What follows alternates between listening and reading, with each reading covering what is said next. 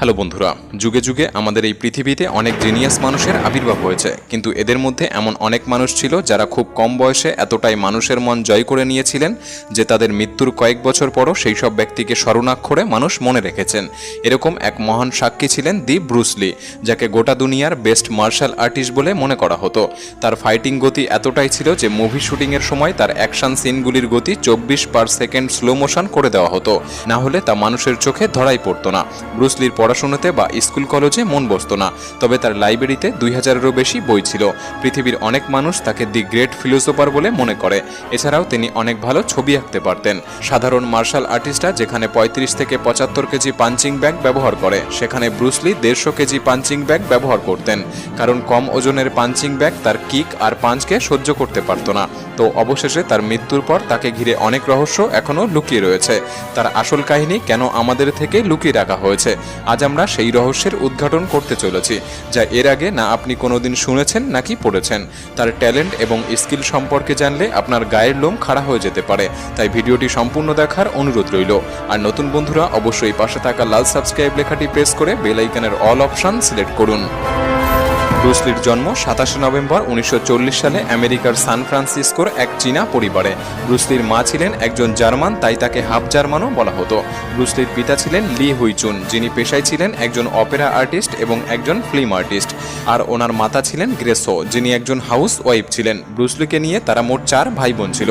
কোনো কারণবশত ব্রুস লির পরিবারকে আমেরিকা ছেড়ে হংকংয়ে আসতে হয়েছিল।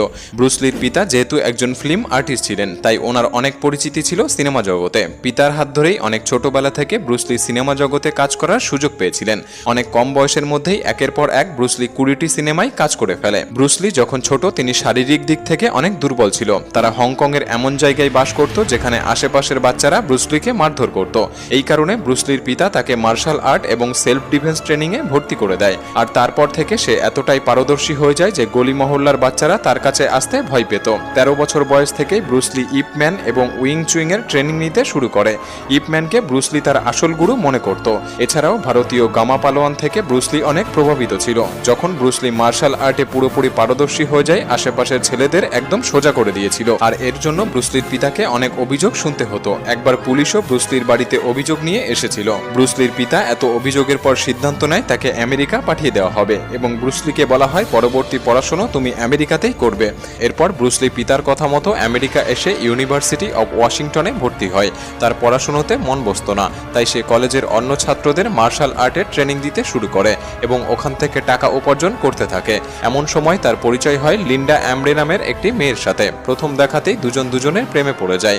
লিন্ডা এবং ব্রুস লি 1964 সালে বিয়ে করে ফেলে এবং তারা 2 সন্তানের জন্ম দেয়। মেয়ের নাম শেনন লি আর তার ছেলের নাম ব্র্যান্ডন লি দেওয়া হয়। ধীরে ধীরে ব্রুস লি মার্শাল আর্টে নিজের পরিচয় স্থাপন করতে শুরু করে। ওনার সম্পর্কে জানা যায় তিনি নান চাকুর দ্বারা 725 কেজি শক্তি তৈরি করতে পারতেন, যা যে কাউকে হামেশাই ঘায়েল করে মৃত্যু ডেকে আনতে পারে। তবে এই মহান ব্যক্তির জলে খুব ভয় লাগতো, তাই তিনি কোনোদিনও সুইমিং শেখেননি। আপনি জানলে হয়তো অবাক হবেন, ব্রুস লির একটি মাত্র পাঞ্চ 148 কেজি ফোর্স তৈরি করত। উদাহরণস্বরূপ যদি বলা হয়, তবে 48 কিলোমিটার গতিতে একটি গাড়ি যদি কোনো মানুষকে ধাক্কা মারে আর অন্যদিকে ব্রুস লি যদি একবার পাঞ্চ করে, সেই ক্ষেত্রে ব্রুস লির পাঞ্চ ওই ব্যক্তিকে বেশি আঘাত করবে। ব্রুস লির হাতে এতটাই জোর ছিল যে সে যদি 3 ইঞ্চি দূর থেকে কাউকে আঘাত করে, তবে সেই ব্যক্তি 9 থেকে 10 ফিট দূরে গিয়ে পড়বে। আর ব্রুস লির ফুল পাওয়ারে যে কোনো ব্যক্তি 20 মিটার দূরত্বে গিয়ে পড়বে, তিনি এমন ক্ষমতা রাখতেন। একজন 5 ফুট 8 ইঞ্চি উচ্চতা এবং 60 থেকে 62 কেজি ওজনের মানুষের কাছে এত শক্তি কোথা থেকে এলো? এই প্রশ্ন হয়তো আপনার মাথায় ঘুরছে। এই ভাবনা চিরকাল মানুষকে অবাক করে এসেছে। জ্যাকি চ্যান ব্রুস লির থেকে অনেক অনুপ্রাণিত ছিল আর তিনি ব্রুস লিকে গুরু মনে করতেন। এগুলির পাশাপাশি ব্রুস লি একজন ভালো ডান্সারও ছিলেন। 1958 সালে একটি ডান্স প্রতিযোগিতায় তিনি প্রথম স্থান অধিকার করেছিলেন। 1962 সালে এক টুর্নামেন্টে ব্রুস লি 11 সেকেন্ডের মধ্যে 15টি ঘুষি এবং একটি কিক দিয়ে প্রতিযোগীকে হারাতে সক্ষম হয়েছিলেন। তিনি একদিনে 5000 ঘুষির প্র্যাকটিস করতেন এবং 2 আঙুলের মাধ্যমে একবারে 1500 পুশ আপ দিয়ে থাকতেন।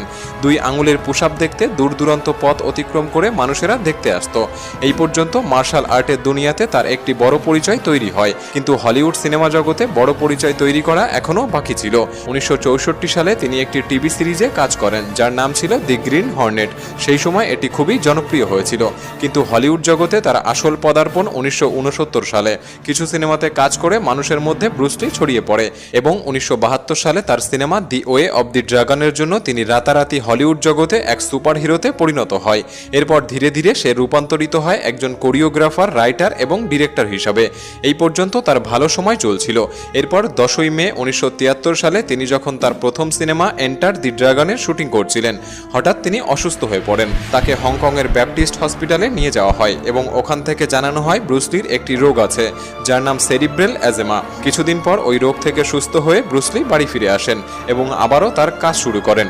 এরপর তিনি যখন পরবর্তী সিনেমা গেম অফ ডেথের প্ল্যানিং করছিলেন, তখন ওই সিনেমার জন্য জেমস বন্ডের পরিচিত মুখ জর্জ লেজেন্ড্রির সাথে ব্রুস লির একটি মিটিং ফিক্সড হয়। কিন্তু 20 জুলাই 1973 সালে আচমকায় ওনার শরীরে বেদনা শুরু হয়। বেদনা থেকে মুক্তি পেতে তিনি পেইন কিলার ব্যবহার করেন এবং আরামদায়কভাবে ঘুমিয়ে পড়েন। কিন্তু কে জানতো যে এটাই তার শেষ ঘুম ছিল, সে আর কোনোদিনও উঠবে না। ব্রুস লিকে তৎক্ষণাৎ কুইন এলিজাবেথ হসপিটালে নিয়ে যাওয়া হয়। সেখানে ওনাকে মৃত ঘোষণা করা হয়। তদন্ত করে জানা যায় ওনার মৃত্যু এক প্রকার অ্যালার্জি রিয়াকশনের কারণে হয়েছে। আসলে ব্রুস লি হাশিশ নামের এক প্রকার ড্রাগস নিতেন, যা তখনকার সময় লিগ্যাল ছিল।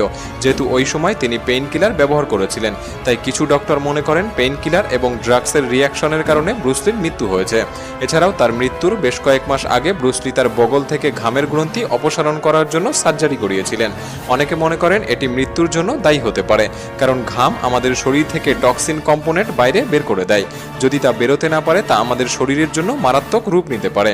এরপর হংকং সরকার তার মৃত্যুকে ঘিরে রহস্যের উদ্ঘাটন করতে একটি তদন্ত কমিটি বসায়। তবুও আসল কাহিনী কোনোদিনও উদ্ধার হয়নি। ব্রুস লির স্ত্রী লিন্ডা লি পরবর্তীতে তার সম্পর্কে একটি বই লেখেন, যার নাম দিয়েছিল the man only I knew. বিভিন্ন ম্যাগাজিন পত্রিকা ব্রুস লিকে সেই সময়কার সবচেয়ে প্রভাবশালী একজন মানুষ হিসাবে ঘোষণা করেছিলেন।